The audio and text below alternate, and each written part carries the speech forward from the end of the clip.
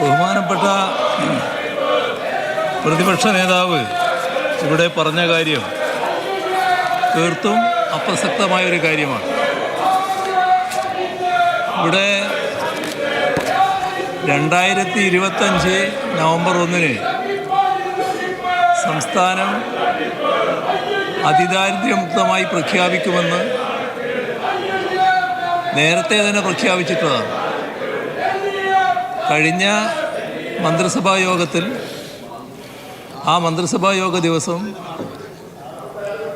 നമ്മുടെ അതിദാരിദ്ര്യ കുടുംബങ്ങളിൽപ്പെട്ട ഒരു കുടുംബമായിരുന്നു അതിദാരിദ്ര്യമുക്തമാകാൻ ബാക്കിയുള്ളത്. മന്ത്രിസഭ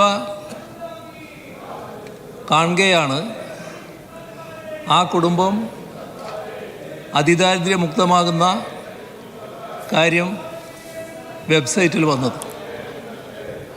അത് മന്ത്രിസഭാ യോഗത്തിന് ശേഷം പത്രസമ്മേളനം നടത്തുമ്പോൾ ഞാൻ പരസ്യമായി പറഞ്ഞിട്ടുള്ള കാര്യമാണ്. സർ, ഇതൊന്നും ഒരു രഹസ്യമായ കാര്യമല്ല. എന്തിനാണ് പ്രതിപക്ഷം ഇതിനെ ഭയപ്പെടുന്നതെന്നാണ് ഒരു തരത്തിലും മനസ്സിലാകാത്തത്. ആ കാര്യം കേരളമാകെ അറിയാം, കേരളത്തിന് പുറത്തും അറിയാം. ഇത് ചരിത്രപ്രധാനമായ ഒരു കാര്യമായതുകൊണ്ട് നിയമസഭ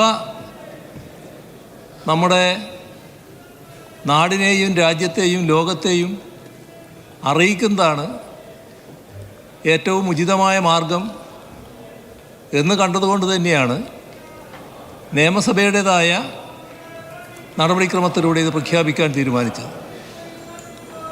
പിന്നെ തട്ടിപ്പ് എന്ന് പറയുന്നത് സ്വന്തം ശീലങ്ങൾ എന്ന് പറയുന്നതാണ്. സർ, ഞങ്ങൾ നടപ്പാക്കാവുന്ന കാര്യം എന്താണോ അതേ പറയാറുള്ളൂ.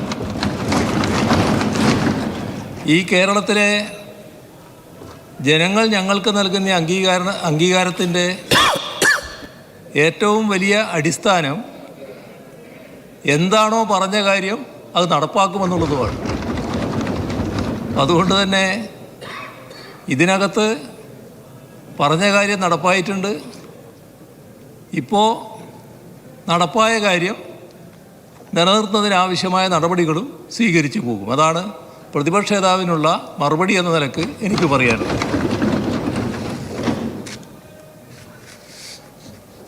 സർ, ദേശീയ തട്ടിപ്പ് എന്ന് പറയുന്നത് സ്വന്തം ശീലങ്ങൾ എന്ന് പറയുന്നതാണ്. സർ, ഞങ്ങൾ നടപ്പാക്കാവുന്ന കാര്യം എന്താണോ അതേ പറയാറുള്ളൂ. ഈ കേരളത്തിലെ ജനങ്ങൾ ഞങ്ങൾക്ക് നൽകുന്ന അംഗീകാരത്തിൻ്റെ ഏറ്റവും വലിയ അടിസ്ഥാനം എന്താണോ പറഞ്ഞ കാര്യം അത് നടപ്പാക്കുമെന്നുള്ളതുമാണ്. അതുകൊണ്ട് തന്നെ ഇതിനകത്ത് പറഞ്ഞ കാര്യം നടപ്പായിട്ടുണ്ട്. ഇപ്പോൾ നടപ്പായ കാര്യം നിലനിർത്തുന്നതിനാവശ്യമായ നടപടികളും സ്വീകരിച്ചു പോകും. അതാണ് പ്രതിപക്ഷ നേതാവിനുള്ള മറുപടി എന്ന നിലക്ക് എനിക്ക് പറയാനുള്ളത്.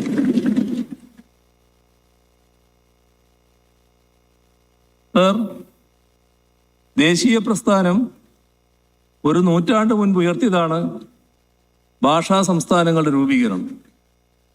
പക്ഷേ സ്വാതന്ത്ര്യലബ്ധിക്ക് ശേഷമുള്ള ആദ്യ നാളുകളിൽ ഇതിനായി ദീർഘമായ പോരാട്ടങ്ങൾ വേണ്ടി വന്നു. ഈ പോരാട്ടങ്ങളുടെ പരിണിത ഫലമാണ് ഐക്യ കേരള രൂപീകരണം. ഐക്യ കേരളം എന്ന മലയാളികളുടെ സ്വപ്ന സാക്ഷാത്കാരം യാഥാർത്ഥ്യമായ ശേഷം 69 വർഷം ഇന്ന് പൂർത്തിയാവുകയാണ്. ഓരോ കേരളപ്പിറവി ദിനവും നാം ആഹ്ലാദത്തോടെ ആഘോഷിക്കാറുണ്ട്. എന്നാൽ ഈ വർഷത്തെ കേരളപ്പിറവി ദിനം കേരള ജനതക്കാകെ ഒരു പുതുയുഗ പിറവിയുടെ ദിനമാണ്. അതിദരിദ്രരില്ലാത്ത ആദ്യത്തെ ഇന്ത്യൻ സംസ്ഥാനമായി നമുക്ക് കേരളത്തെ മാറ്റാൻ കഴിഞ്ഞു എന്ന കാരണത്താൽ ചരിത്രത്തിൽ ഇടം നേടുന്ന കേരളപ്പിറവിയാണിത്.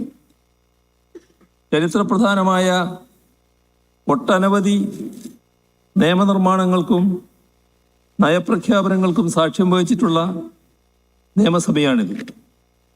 നവകേരള സൃഷ്ടിയുടെ ഒരു നാഴികക്കല്ലുകൂടി പിന്നിടുന്ന ചരിത്ര മുഹൂർത്തത്തിലാണ് ഈ സഭ സമ്മേളിക്കുന്നത്. 2021 പുതിയ മന്ത്രിസഭയുടെ സത്യപ്രതിജ്ഞയ്ക്ക് ശേഷം ചേർന്ന ആദ്യ മന്ത്രിസഭാ യോഗത്തിലെടുത്ത പ്രധാന തീരുമാനമായിരുന്നു അതിദാരിദ്ര്യ നിർമ്മാർജ്ജനം. നിയമസഭാ തെരഞ്ഞെടുപ്പ് വേളയിൽ ജനങ്ങൾക്ക് നൽകിയ ഒരു സുപ്രധാന വാഗ്ദാനം നിറവേറ്റുന്നതിൻ്റെ തുടക്കം കൂടിയായിരുന്നു ഇത്. ഇതേ തുടർന്ന് 2 മാസത്തിനുള്ളിൽ തന്നെ അതിദരിദ്ര കുടുംബങ്ങളെ കണ്ടെത്താനുള്ള പ്രക്രിയ ആരംഭിച്ചു. തദ്ദേശ സ്വയംഭരണ വകുപ്പിൻ്റെ ആഭിമുഖ്യത്തിൽ കേരള ഇൻസ്റ്റിറ്റ്യൂട്ട് ഓഫ് ലോക്കൽ അഡ്മിനിസ്ട്രേഷൻ്റെ നേതൃത്വത്തിൽ ഇത്തരം കുടുംബങ്ങളെ കണ്ടെത്താനായി നിയമസഭാംഗങ്ങൾ, തദ്ദേശ സ്വയംഭരണ സ്ഥാപനങ്ങളിലെ തിരഞ്ഞെടുക്കപ്പെട്ട പ്രതിനിധികൾ സൂക്ഷ്മ പരിശോധന നടത്തി വാർഡ് സമിതികൾ ശുപാർശ ചെയ്തു.